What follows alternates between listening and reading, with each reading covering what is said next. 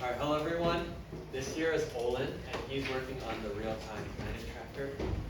So, fun story. A few years back, I was actually a student here at Blue Stamp, and I did the exact same project. So, I went through all the steps, I went through all the frustrations, which I was a little worried about when I heard that there would be a few students, including Olin, working on this project. But I was really happy when he said, "Oh yeah, my project's all working. I've done my base project, and I can, track all the stars and the planets." And I was like, "Great. What do you want to do now?" And this guy was so creative, came up with a bunch of new things. He made the case. He decided to track other things, including like the moon and just more than the planets, and even added a few other fun little features like a trajectory mode. But I'll let him explain all of that. So without further ado, give it up for Olin.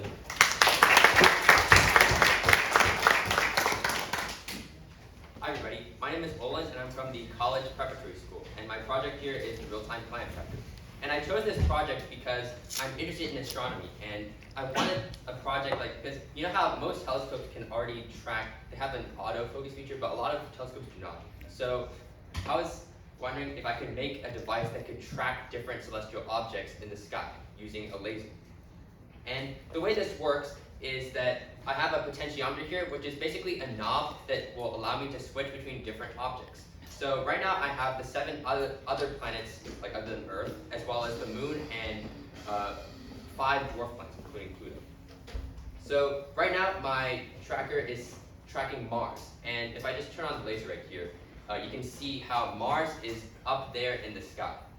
And I can switch my planet to Mercury. So right now I just use the potentiometer and I switch it to Mercury, and unfortunately it's obstructed by the phone right here, but if I just move it temporarily, it's right over there. Okay. And additionally, with the press of this button, I can change to my trajectory mode, which Brian mentioned earlier. Okay, so right now, since the knob was the potentiometer, instead of tracking or changing planets, actually changes the time offset, which ranges from 24 hours in the past to 24 hours in the future. So right now, my screen says that my offset is 24 hours in the past.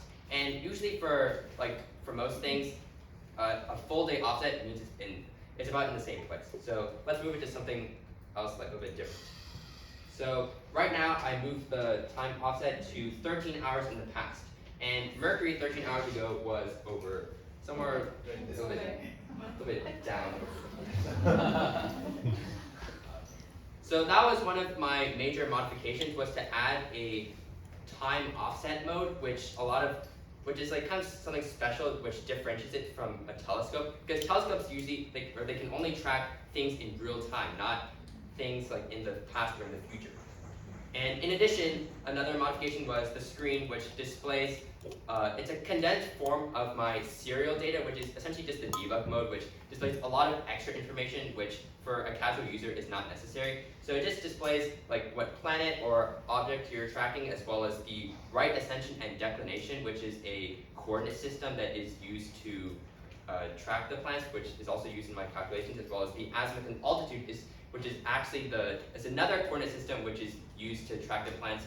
And this system works because azimuth is just compass heading. So if that was north, that would be 0, and then if I said that the azimuth was 90, then that would be over there. And then altitude is just the elevation in terms of degrees. So if it was 30 degrees of altitude and 90 degrees of azimuth, it would be that way. And another modification was this switch right here, which can turn the laser on and off. I'm not sure. It's hard to see.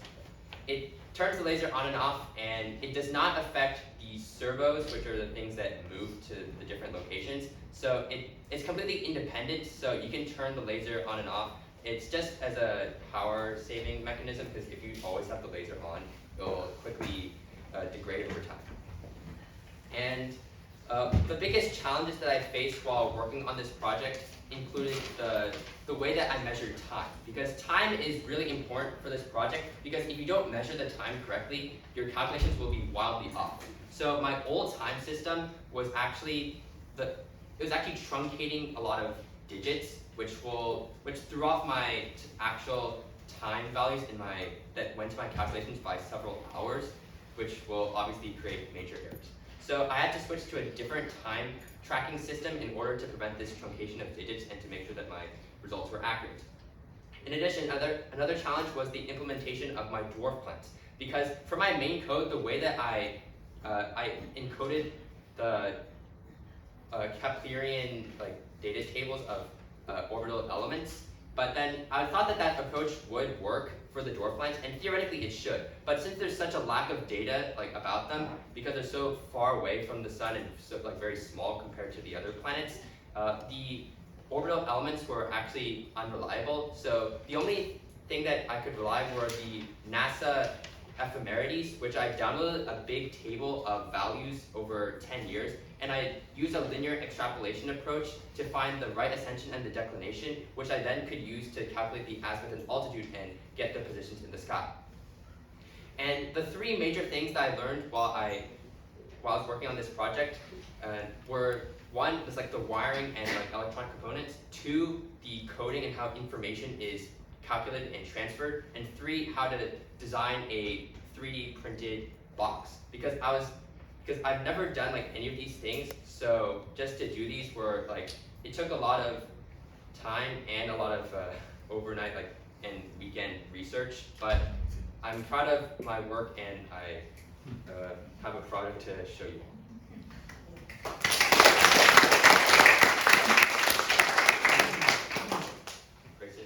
What's considered as 0 or the origin for azimuth and altitude?